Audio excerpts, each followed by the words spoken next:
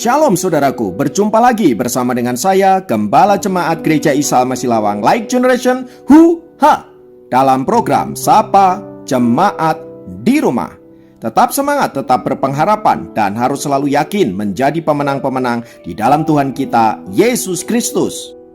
Firman Tuhan kali ini terambil dari Yoel pasal 1 ayat yang ketiga.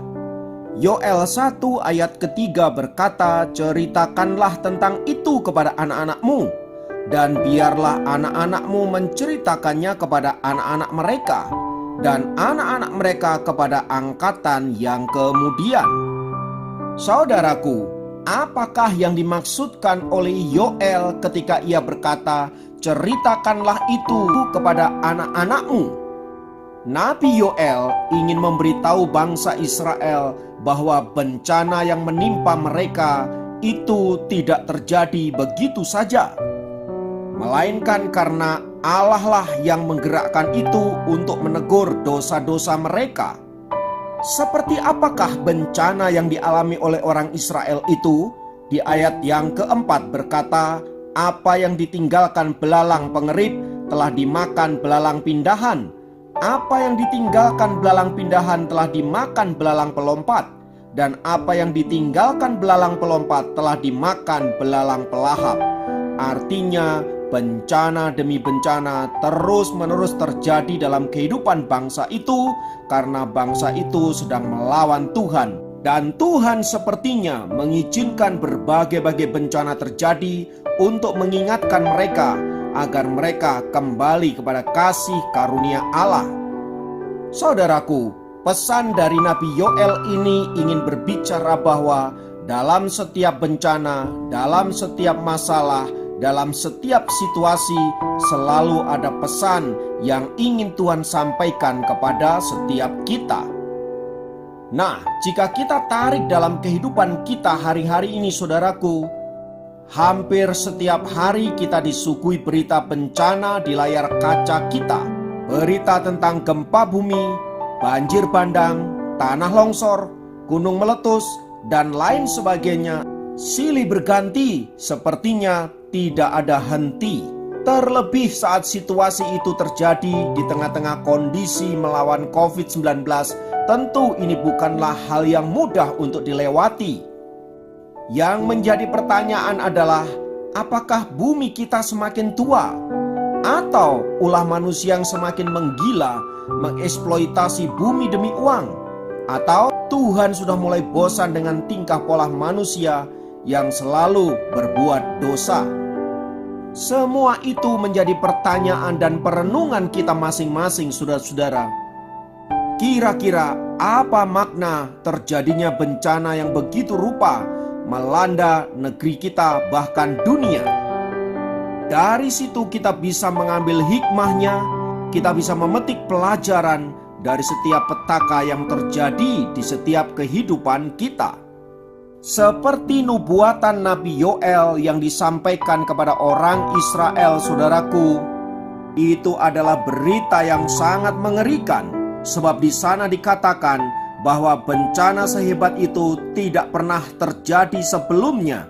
Karena begitu mengerikannya bencana yang terjadi terhadap bangsa itu, maka di ayat yang kelima di sana dikatakan agar bangsa Israel bangun dari kemabukannya.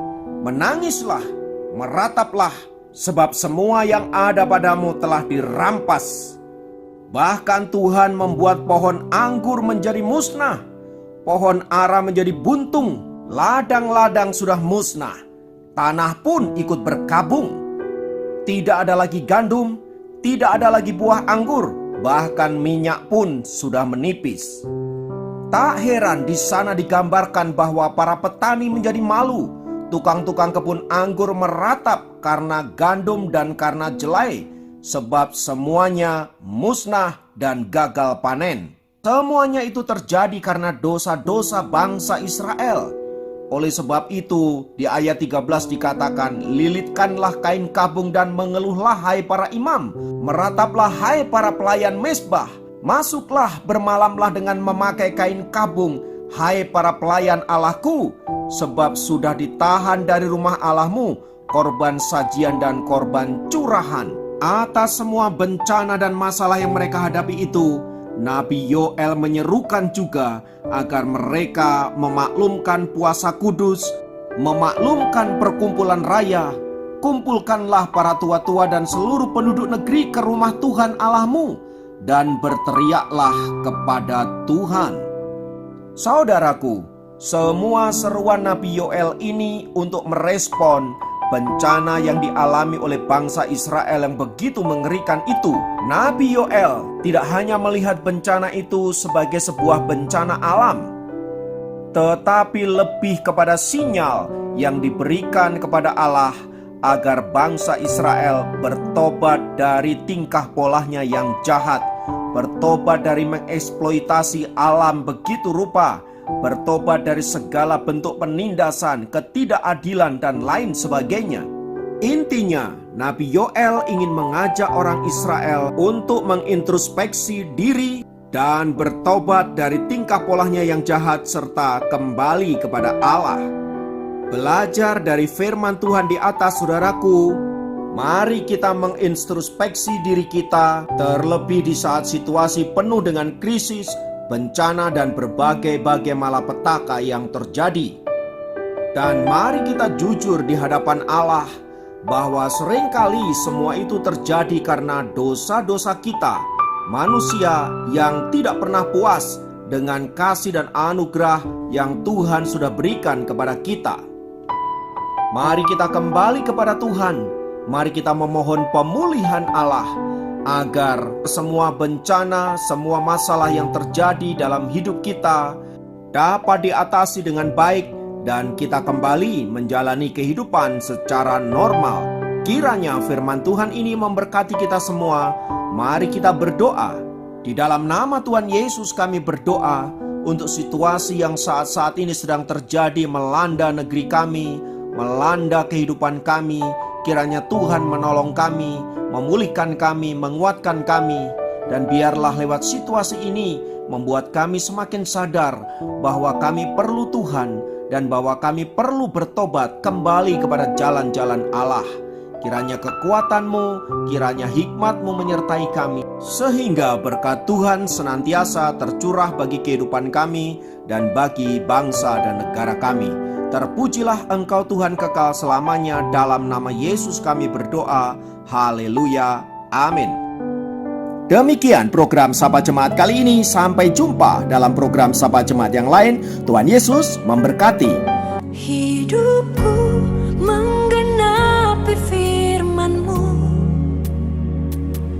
tanda mujizat sertai tiap langkahku. Kau bersamaku di dalamku, jadi bukti kebesaran-Mu.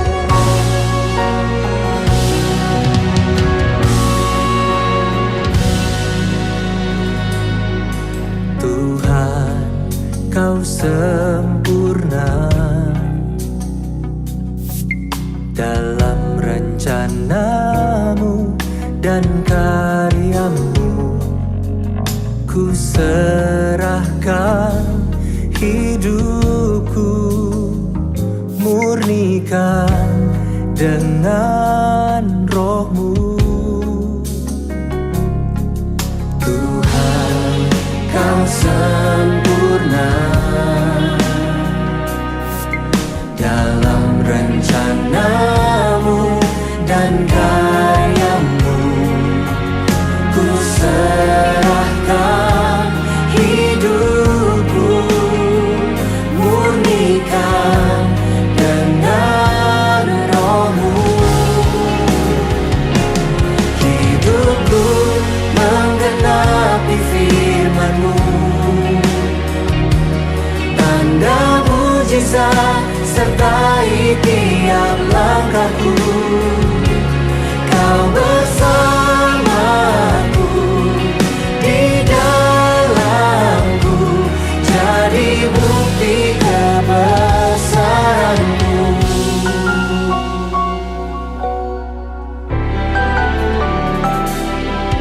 Tuhan,